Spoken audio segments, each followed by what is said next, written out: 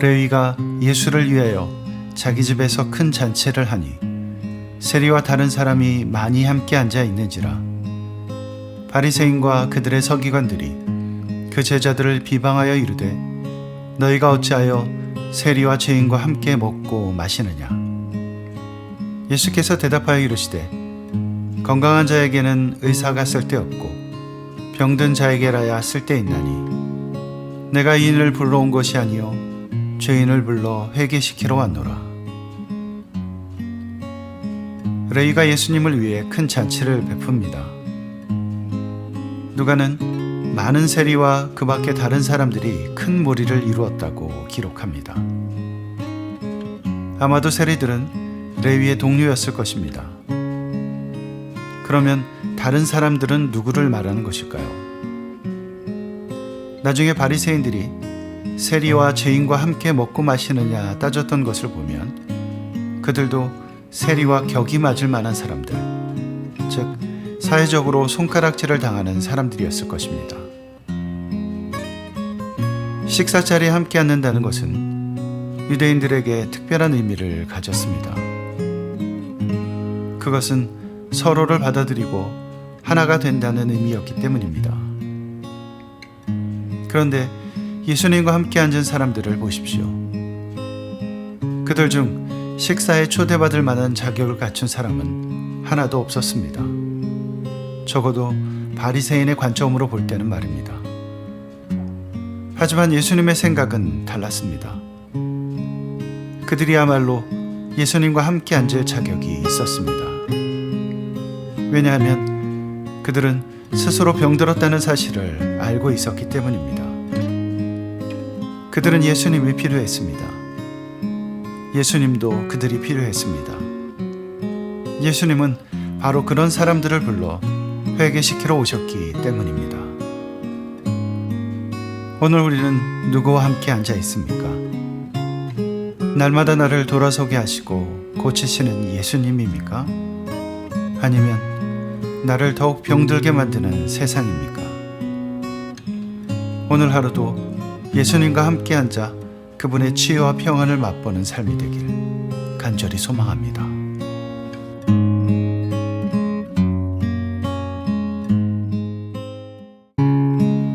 그들이 예수께 말하되 요한의 제자는 자주 금식하며 기도하고 바리새인의 제자들 또한 그리하되 당신의 제자들은 먹고 마시나이다. 예수께서 그들에게 이르시되 혼인집 손님들이 신랑과 함께 있을 때 너희가 그 손님으로 금식하게 할 수 있느냐. 그러나 그날에 이르러 그들이 신랑을 빼앗기리니 그날에는 금식할 것이니라. 바리새인과 서기관들은 비난의 방향을 약간 틀어 금식 문제를 들고 나옵니다. 요한의 제자는 자주 금식하며 기도하고 바리새인의 제자들 또한 그리하되 당신의 제자들은 먹고 마시나이다. 그들의 의도는 분명합니다. 자신들의 경건함을 과시하는 동시에 예수님과 제자들은 그렇지 못하다는 것을 드러내고 싶은 것입니다. 하지만 예수님은 이번에도 그들의 말을 맞대어 받아치지 않습니다. 그보다는 그들이 놓치고 있는 부분이 무엇인지 짚어주십니다. 금식이라는 종교 행위의 근본적인 의미를 돌아보게 하신 것입니다.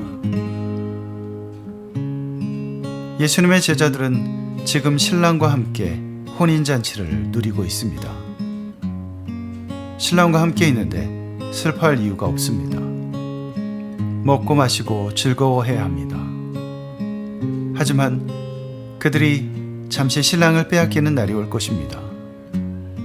그날이 오면 그들도 금식하며 기도하는 것이 필요할 것입니다. 우리의 믿음 생활이 그렇습니다. 때로 신랑과 함께 있는 잔치자리 같은 시간들이 있습니다. 주님이 주시는 풍성한 은혜를 누리며 기뻐하고 즐거워합니다. 감사가 넘쳐납니다. 하지만 주님을 빼앗긴 것 같은 시간들도 있습니다.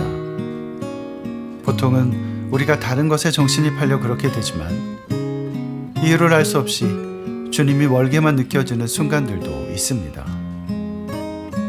그럴 때 금식이 필요합니다. 단지 음식을 끊는 것이 아닙니다. 내 육신을 만족시키는 것들을 내려놓고 간절히 주님을 바라는 것입니다. 사실은 함께 계시지만 알 수 없는 주님의 임재를 더욱 간절함으로 구하는 것입니다.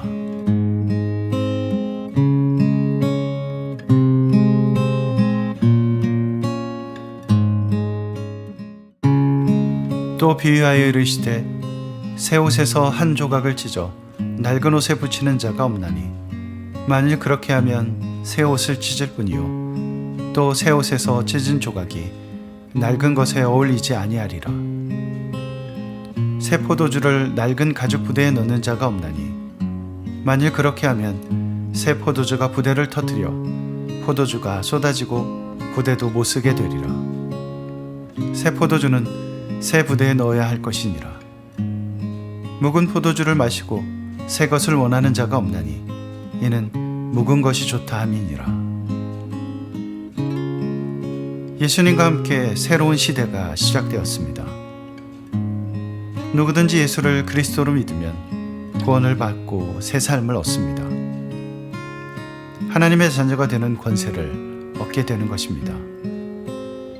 이제 그들은 신랑과 함께한 혼인집 손님들처럼 기쁨에 휩싸여 아버지 하나님과 함께 있습니다. 먹고 마시며 기쁨을 나누는 잔치는 그들의 새 삶을 경축하는 자리입니다.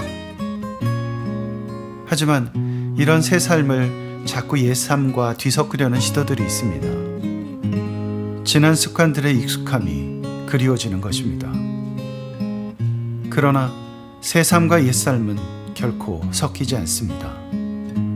새 삶은 옛 삶을 찢고 터뜨립니다. 새 포도주는 새 부대에 넣어야 합니다. 묵은 포도주, 익숙한 삶으로 돌아가겠습니까? 아니면 그 삶에서 완전히 빠져나와 새 삶을 경축하며 주님과 함께 기뻐하겠습니까? 선택은 우리의 몫입니다.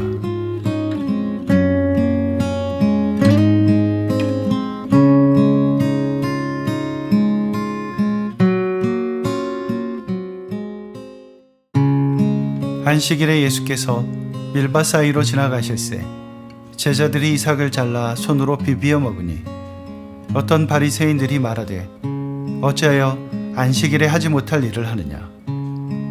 예수께서 대답하여 이르시되 다윗이 자기 및 자기와 함께한 자들이 시장할 때 한 일을 읽지 못하였느냐. 그가 하나님의 전에 들어가서 다만 제사장 외에는 먹어서는 안 되는 진설병을 먹고 함께한 자들에게도 주지 아니하였느냐. 또 이르시되 인자는 안식일의 주인이니라 하시더라. 또 다른 안식일에 예수께서 회당에 들어가사 가르치실세 거기 오른손 마른 사람이 있는지라. 서기관과 바리새인들이 예수를 고발할 증거를 찾으려 하여 안식일에 병을 고치시는가 엿보니 예수께서 그들의 생각을 아시고 손 마른 사람에게 이르시되 일어나 한가운데 서라 하시니 그가 일어나 서거늘 예수께서 그들에게 이르시되 내가 너희에게 묻노니 안식일에 선을 행하는 것과 악을 행하는 것 생명을 구하는 것과 죽이는 것 어느 것이 옳으냐 하시며 무리를 둘러보시고 그 사람에게 이르시되 내 손을 내밀라 하시니 그가 그리하매 그 손이 회복된지라. 그들은 노기가 가득하여 예수를 어떻게 할까 하고 서로 의논하니라. 안식일을 지키는 것은 하나님의 택하신 백성인 이스라엘을 세상과 구별하는 중요한 율법이었습니다. 안식일을 다른 날들과 구별하는 것은 유대인을 이방인과 구별하는 것과 같은 의미였던 것입니다. 그런데 시간이 지나면서 유대인들은 안식일을 정하신 하나님의 뜻과 멀어졌습니다. 안식일에 대한 금지된 목록들이 지나치게 확대되어 안식의 날이 아니라 억압의 날이 된 것입니다. 예수님은 그런 왜곡에 정면으로 도전하십니다. 줄인 자를 먹이시고 말라버린 몸을 회복하십니다.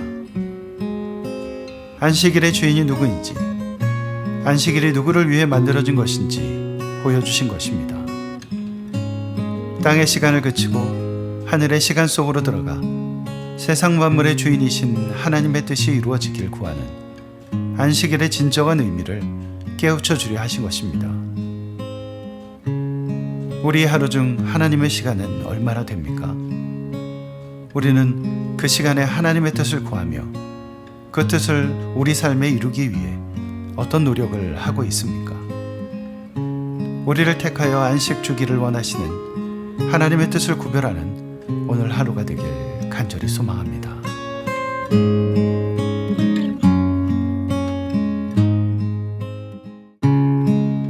이때 예수께서 기도하시러 산으로 가사 밤이 새도록 하나님께 기도하시고 밝음에 그 제자들을 부르사 그 중에서 12를 택하여 사도라 칭하셨으니 곧 베드로라고도 이름을 주신 시몬과 그의 동생 안드레와 야고보와 요한과 빌립과 바돌로메와 마테와 도마와 알페의 아들 야고보와 셀롯이라는 시몬과 야고보의 아들 유다와 예수를 파는 자들 가룟 유다라.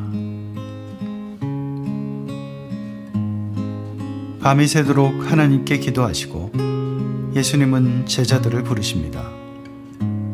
그리고 그들 중에서 12를 택하여 세우십니다. 12은 새로운 이스라엘의 새롭게 택한 12지파를 상징합니다.